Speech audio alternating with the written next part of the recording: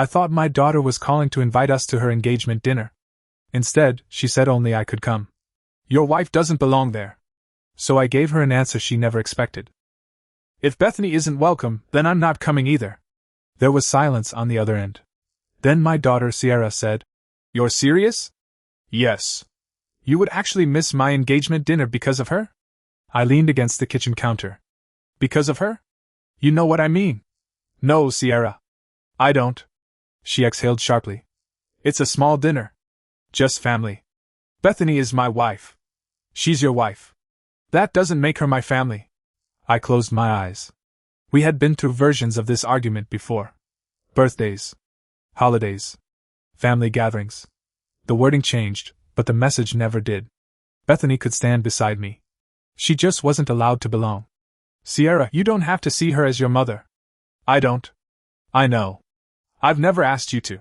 Then why are you making this such a big deal? Because you're deliberately excluding my wife and calling her an outsider. She is an outsider to me. That's your choice. But she isn't temporary in my life. Sierra went quiet for a second. Then she said, I want one dinner with my actual family. That phrase hit harder than I expected. Actual family? For years, I had tried to be patient. I told myself grief made people unfair. I told myself my children had lost their mother and needed time. But every time Bethany was excluded, she was expected to be the one who understood. I finally said, Then enjoy your dinner. What? If the invitation is only for what you consider your real family, then I won't be there. Dad, I love you. I'm happy for you. But I'm not sitting at a table where my wife was specifically excluded because you decided our marriage doesn't count. You're choosing her over me. No. You created a choice that didn't need to exist. You always do this. Do what? Act like everything is someone else's fault. 7 years earlier, I probably would have swallowed that accusation. I spent most of my marriage swallowing things. Anger. Resentment. Disappointment. Anything that might keep the peace. At least, that was what I called it. Looking back, I think I was mostly avoiding reality. I had been married to my first wife, Monica, for more than 20 years. We had 3 children together. Sierra was the oldest. Then Derek. Then Wesley. By the time I finally said I wanted a divorce, all 3 were adults. That did not make the divorce painless for them. Adult children still carry an image of their parents and their family. When that image collapses, being grown does not make it easy. Monica and I should have separated years earlier. I stayed because of the kids. At least, that was the excuse I gave myself. There was no single event that ended our marriage. No affair. No secret second life. No one moment I could point to and say, that was when everything broke. It happened slowly. Monica had a habit of becoming completely consumed by things. A hobby. A business idea. Shopping. A fitness routine. An online group. Whatever caught her attention could take over her life. At first, I saw it as enthusiasm. Over time, it became harder to live with. She could stay awake half the night focused on something, ignore responsibilities, miss work, then abandon it weeks later for something new. She lost more than one job that way. There was always an explanation.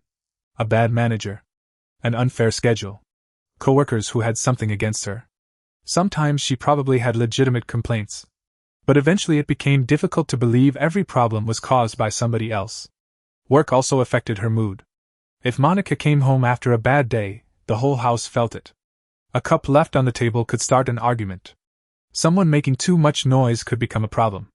I could ask too many questions. Or not enough. The kids and I became experts at reading the room. Give your mom some space. She had a bad day. Don't take it personally. I said those things so often that I stopped hearing what they really meant. We were all adjusting ourselves around her. That does not mean Monica was always miserable. She could be funny. Generous. Protective. She loved our children fiercely. She made birthdays special. She could turn an ordinary holiday into something they remembered for years. There were plenty of good memories. That was part of why I stayed. Bad relationships are easier to understand when every day is terrible. Ours wasn't. There were enough good moments to make me question whether the bad ones were really as bad as they felt. Then another argument would happen. Another job problem. Another period where the entire house revolved around Monica's mood. And I would think about leaving again. By the time our children were grown, Monica and I had become two people managing a shared history. We had bills, a house, adult children, traditions, but very little warmth left between us. One night, after an argument so ordinary I no longer remember what started it, Monica went upstairs. I stayed in the living room. The house was quiet, and I had one clear thought. I cannot spend the rest of my life like this. What frightened me was how calm I felt. I wasn't angry. I wasn't trying to punish her. I was done. A few weeks later, I told her I wanted a divorce. She stared at me. Then she laughed once, like I had said something absurd. You're serious? Yes. After everything we built? We haven't been happy for years. You haven't been happy. Monica. No. Don't make this sound mutual. I'm not. You're leaving. Yes. She looked at me like I had become a stranger. What about the kids? They're adults. They're still our children. I know. You're destroying this family. I remember thinking that the family she was describing had already been damaged for years. We had just gotten very good at pretending otherwise. But I didn't say that. When we told the kids, Sierra cried. Derek barely spoke. Wesley asked the question I had expected. Is there someone else? No. He stared at me. Really? Really? There wasn't. Sierra asked. Then why can't you fix it? I didn't know how to answer without turning the conversation into a list of their mother's faults. So I said the safest thing I could think of. We've been unhappy for a long time. Sierra immediately said. Mom isn't unhappy. I had no answer that wouldn't make things worse. Maybe Monica was happier than I realized. Maybe she was unhappy but still wanted to stay married. I only knew I couldn't continue. The divorce took about 1.5 years to finalize. Those months were exhausting.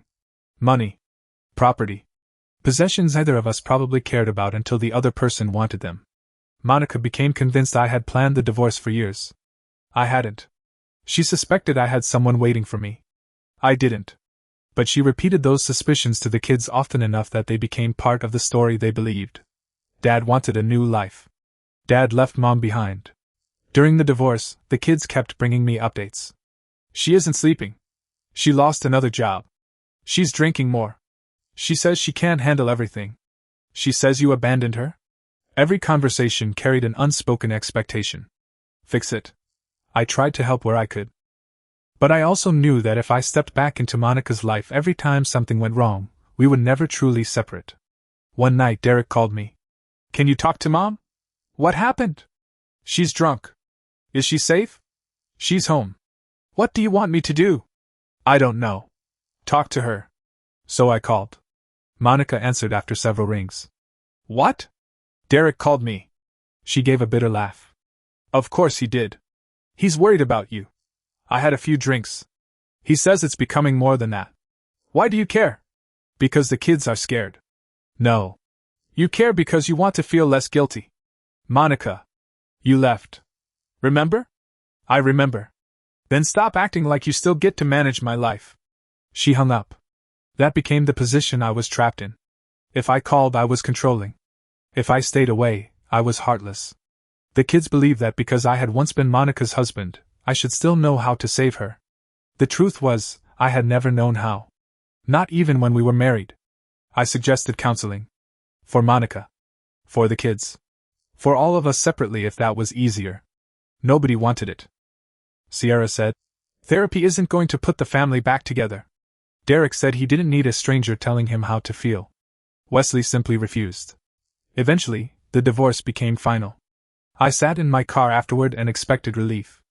Instead, I felt empty. More than 20 years had become signatures on paper.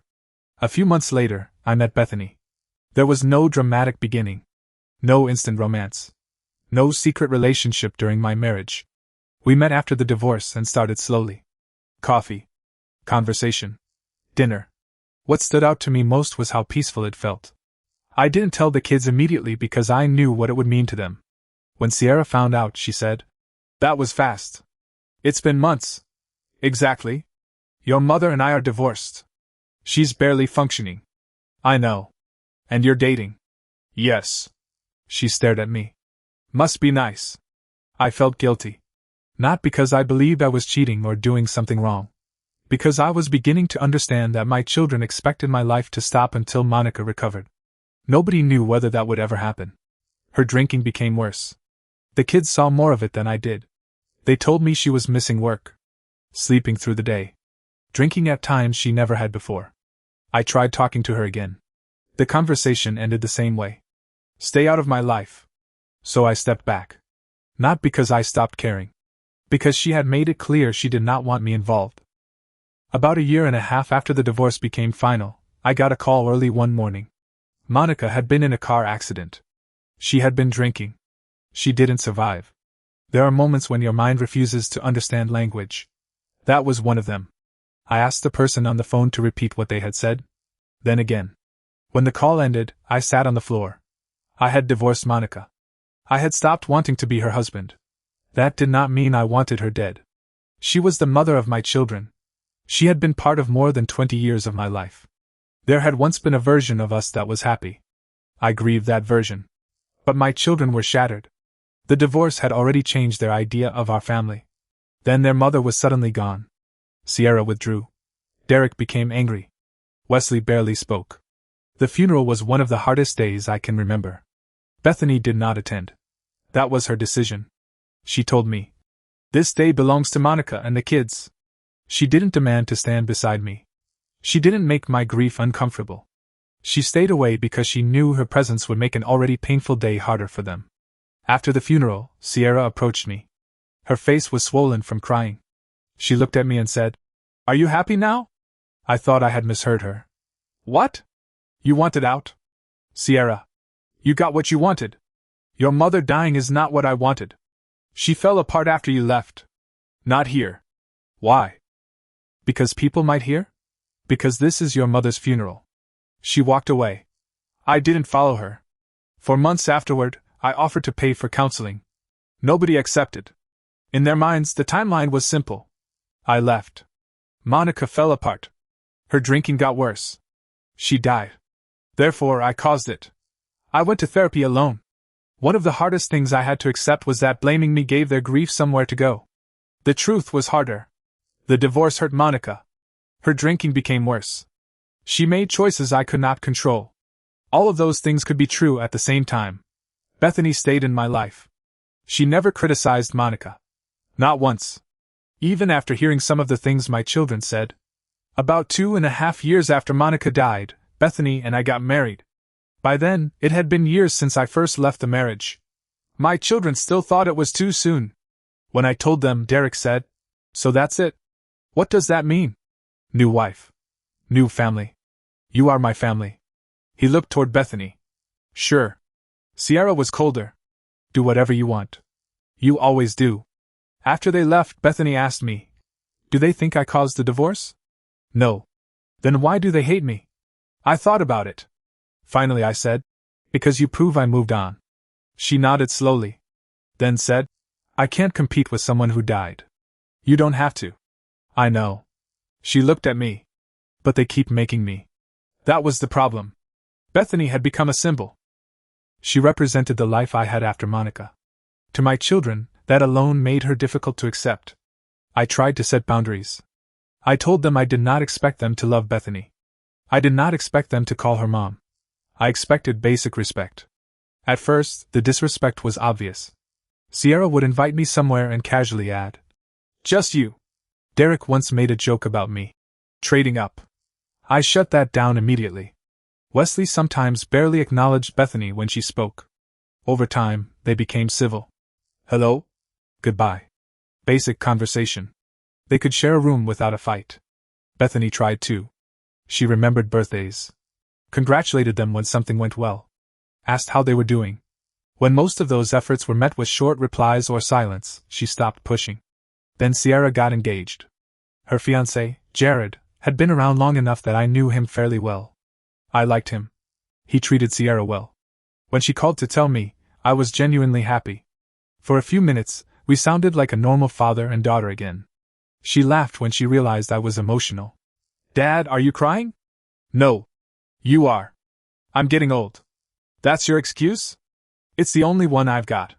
Then, about a week later, she called about the engagement dinner. I assumed she was inviting both of us. She wasn't. Bethany isn't invited? It's just family. She's my wife. She isn't my family. That was when I told her I wouldn't come without Bethany. Not long after we hung up, Derek called. You're really skipping Sierra's engagement dinner? I told her I won't attend if Bethany is deliberately excluded. It's one dinner. That isn't the point. It's Sierra's engagement. I know. Then show up. I rubbed my forehead. Would you be okay if I invited you somewhere and told you your spouse couldn't come because I didn't consider them family? That's different. How? You know how.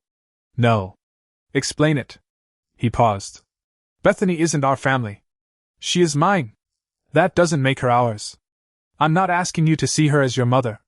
Then come without her. And tell Bethany what? Sorry, you're excluded again because everyone knows you'll be understanding about it. She probably would understand. Exactly. Derek went quiet. She has spent years being the reasonable one, I said.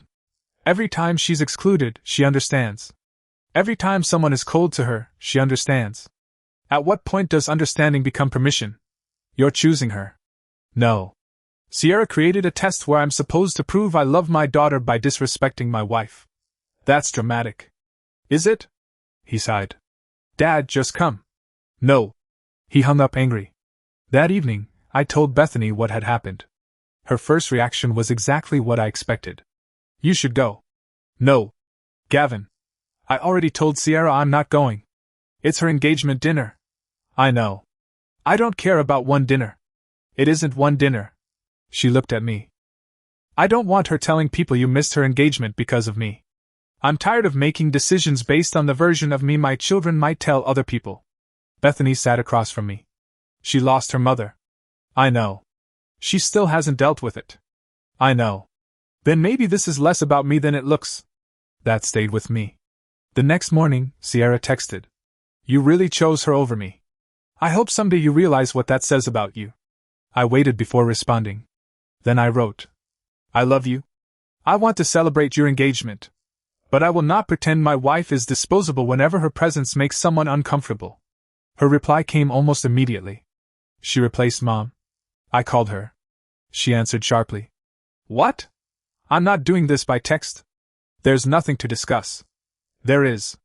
No. You married someone else and expect us to pretend Mom never existed. I have never asked that. You don't have to.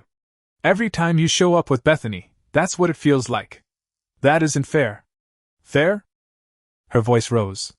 Mom fell apart, and you moved on. I did not cause your mother's death. I didn't say you did.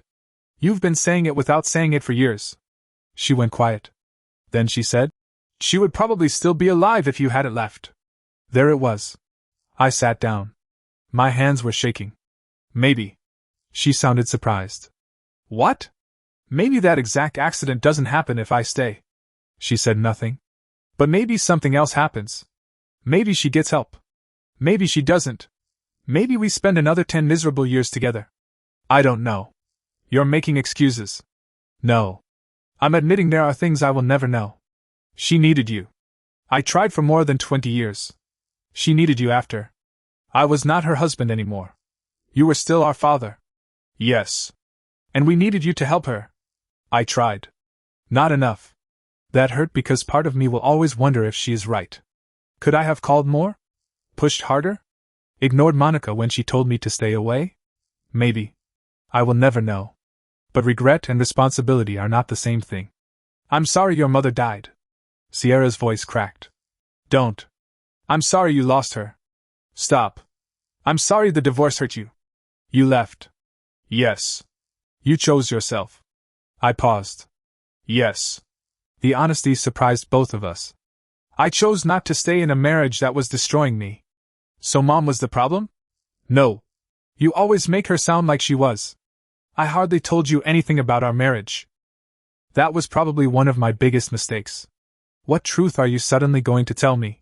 That your mother and I were unhappy for years. I know you argued. You saw a small part of it. So what? You want me to hate her? No. Then why bring it up? Because every time you ask why I left, you reject every answer except that I was selfish. Sierra went quiet. I continued. Your mother loved you. She also struggled. Those things do not cancel each other out. She was fine before you left. No, she wasn't. You don't know what she told us. That caught me. What did she tell you? Sierra hesitated. That you had been planning the divorce for years. I hadn't. That you were probably seeing someone. I wasn't. That you wanted a different life. That part is true. She gave a bitter laugh. At least you admit it. I wanted a life where I wasn't constantly miserable. That is not the same as wanting a life without my children. She said once the divorce was done, we'd see how quickly you replaced everybody. I closed my eyes. There it was. The belief planted long before Bethany became important to me. Sierra, I never wanted to replace you. You didn't have to want it. What does that mean? You moved out. Mom fell apart. Then you started dating. Then she died. Then you got married again. Her voice broke. You kept moving forward. That doesn't mean none of it mattered. It felt like it didn't. That stopped me. Not because I agreed. Because for the first time, she wasn't accusing me of something. She was telling me how it felt. I'm sorry, I said quietly. She started crying. Every time I see Bethany, I think about Mom. I know. No, you don't. Then tell me. She was silent for several seconds. Then she said the one thing that finally made everything clear. She gets everything Mom lost. I didn't answer. She gets holidays with you. Trips. A future. She gets to grow old with you. Her voice cracked. Mom got left behind. I stared at the floor. Sierra, Bethany didn't take those things from your mother. I know. It was the first time she had ever said that.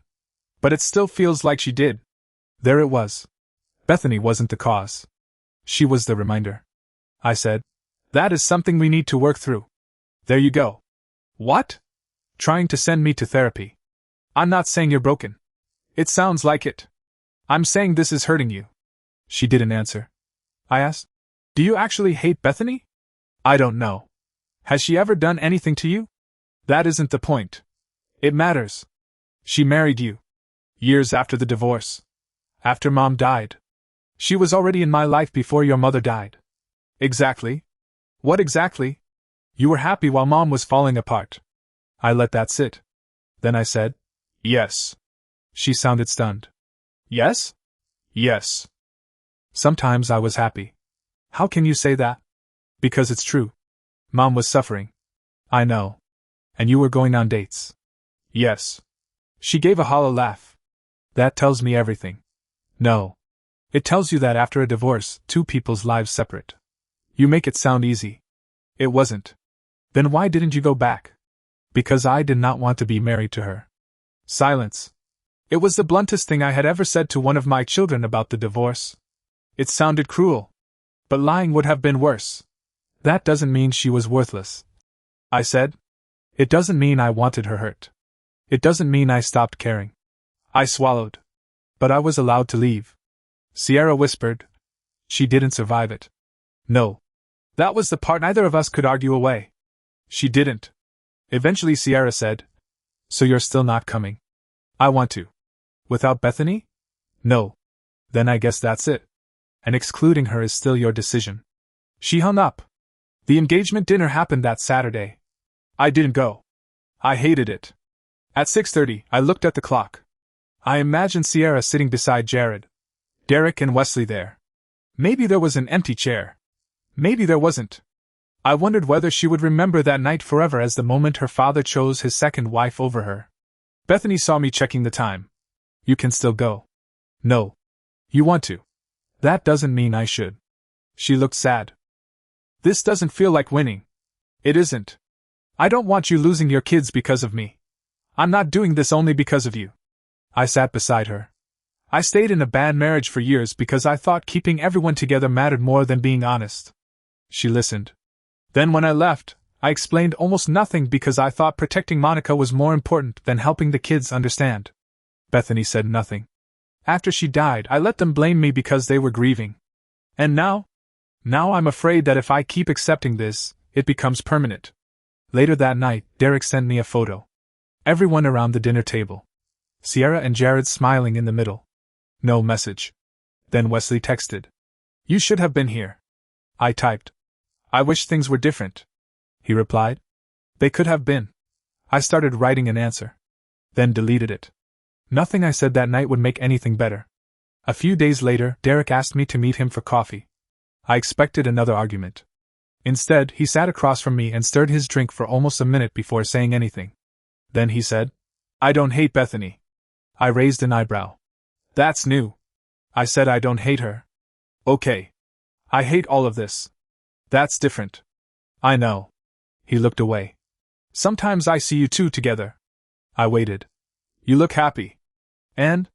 "It bothers me." "Why?" He shrugged. "Because Mom never got that." I sat back. "Your mother and I had good years." "You know what I mean." I did. Then Derek said, "I know things weren't good before you left." That surprised me. "You knew?" "We all knew you fought." "Sierra acts like she didn't." "Sierra remembers what she can live with." I didn't answer. He continued. "Mom talked about you constantly after you left." "What did she say?" "That you abandoned her." I nodded. "That you'd regret it." He paused. "And that once you found someone else, it would prove she was right." "About what?" "That you never really loved her." That hurt.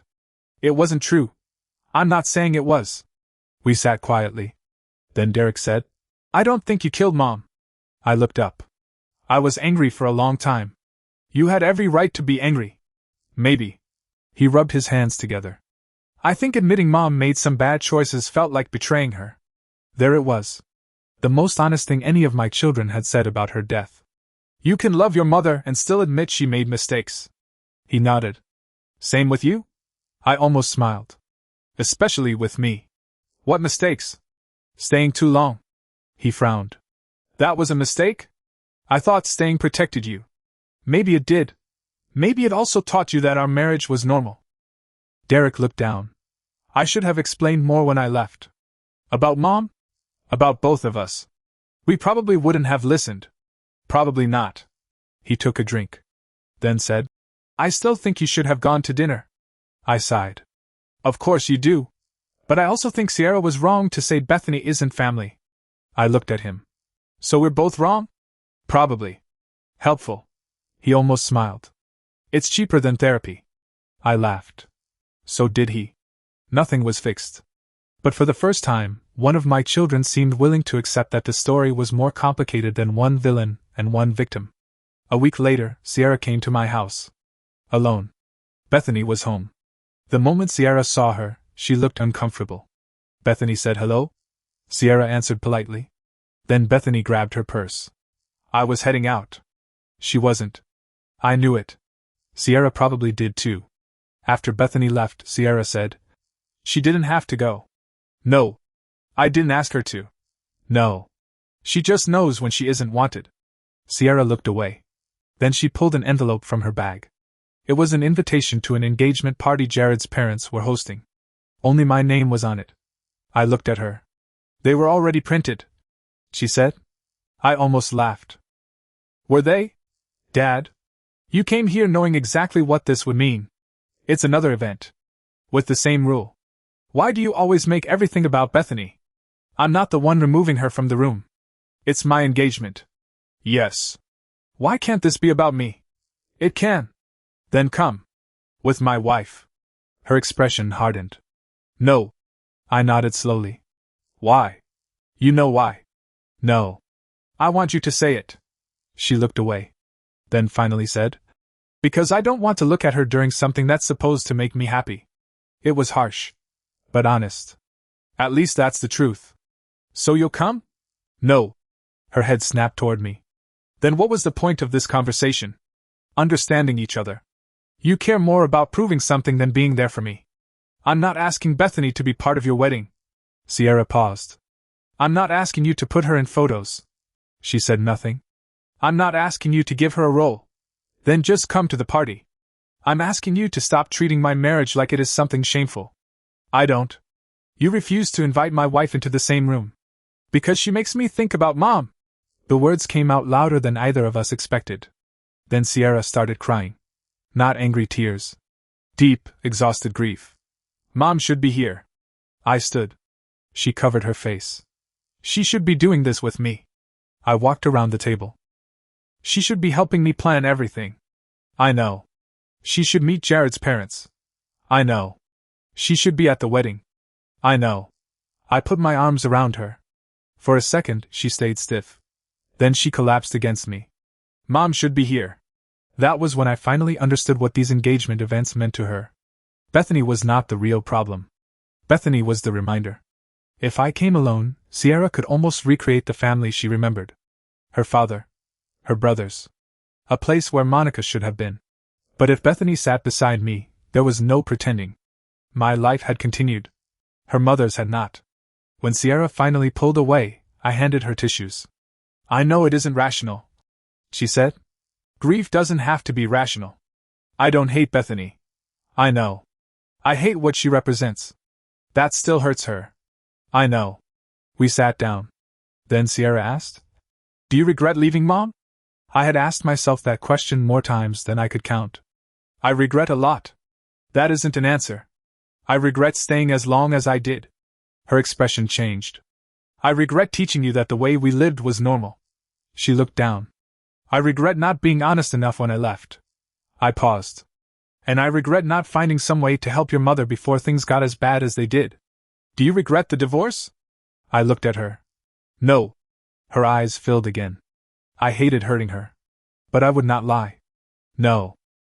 I don't regret ending the marriage. She whispered. If you could go back knowing she would die? That question was harder. I would do everything I could to change what happened to her. That isn't what I asked. I know. Would you stay? I thought about Monica. The good years. The bad ones. That quiet living room where I finally admitted I could not continue. The phone call years later. The funeral. My children. I don't know. Sierra nodded slowly. Maybe she hated the answer. Maybe it was the only honest one. She picked up the invitation. I'm still not ready to invite Bethany. I know. So you won't come? No. She stood. At the door, she turned back. You really think that's the right thing? I thought for a moment. I think it's the least wrong thing I know how to do. She looked at me for a long second. Then left. Later, Bethany came home. I told her everything. She listened quietly. When I finished, she said, "Maybe you should go to the party." I stared at her. Seriously? She finally told you what this is about. She still excluded you. She's grieving. She's also an adult. Both can be true. I laughed softly. That sounds familiar. Bethany smiled. Then I took her hand. I am not asking them to replace Monica. I know. I am not asking them to call you Mom. I know. I am asking them to stop treating you like our marriage doesn't matter. She squeezed my hand. What if they never do? I didn't answer. Because that is the part one still don't know. It has been about 7 years since I first left Monica and started the divorce process. About 4 years since she died. About 1.5 years since Bethany and I married. Sierra is planning her wedding. And we are still dealing with the damage left behind by choices none of us can undo. I understand why my children hurt. Their parents divorced. Their mother struggled afterward. Then she died before any of them had adjusted to the first loss. They never got to see her recover. There was no later chapter where Monica rebuilt her life and proved the divorce was not the end of everything. Instead, they watched mine continue. They saw me fall in love again. Remarry. Laugh. Make plans. I understand why that feels unfair. But Bethany did not cause any of it. She did not break my marriage. She did not cause Monica's drinking. She did not cause the accident. And I cannot keep asking her to disappear from important moments simply because her presence reminds my children that life moved forward. At the same time, I still wonder whether refusing to attend Sierra's engagement celebrations is the right boundary or just another wound we are creating. Maybe I should go alone. Maybe being her father should matter more than making a stand.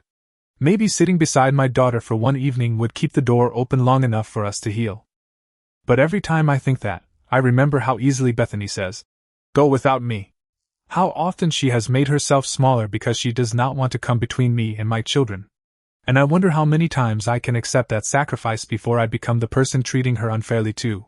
For years, I believed keeping people together was always the right thing. My first marriage taught me otherwise. Sometimes staying causes damage. Sometimes leaving causes damage too. And sometimes there is no choice that leaves everyone untouched. I love Sierra. I love Derek. I love Wesley. I loved Monica once, and part of me will always grieve what happened to her. and I love Bethany. I do not believe loving one should require disrespecting another. But my daughter believes showing up without my wife would prove that I still choose her. My wife believes I should go because she refuses to become the reason I lose my daughter. And I am standing between them, wondering whether holding this boundary makes me loyal or just stubborn. So tell me honestly. Am I wrong for refusing to attend my daughter's engagement celebrations unless my wife is welcome too? Or after years of watching my wife quietly accept being excluded, was it finally time for me to say, if she doesn't belong at your table, then don't save a seat for me either?